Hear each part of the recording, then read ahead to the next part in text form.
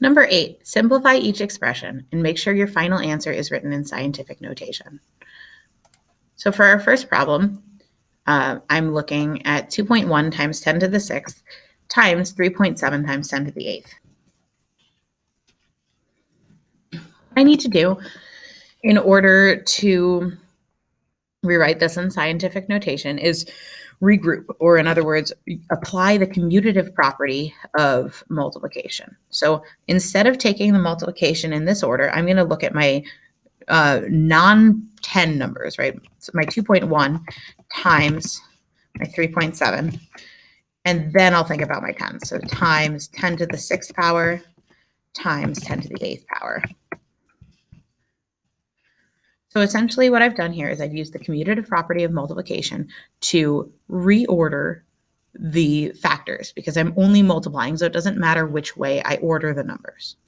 And then the next thing I'm going to do is I'm going to use the associative property of multiplication to choose which numbers to multiply first. So I'm choosing to multiply the 2.1 and the 3.7 and then do the base 10, the magnitudes, right? The powers that are there. So first, when I multiply 2.1 and 3.7, I get 7.77. Then when I look at my powers, I know it's going to be times 10 to a power. And using my rules for multiplying powers of the same base, I've got 6 and 8. So my power is going to be 14 because 6 plus 8 gives me 14. There's my answer. It's written in scientific notation. I've got 1 digit before the decimal and 2 digits afterwards, which is totally fine. And I'm multiplying by 10 to a power.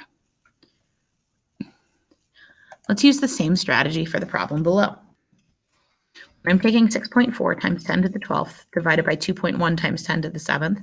I'm going to first divide my numbers and then divide my magnitudes.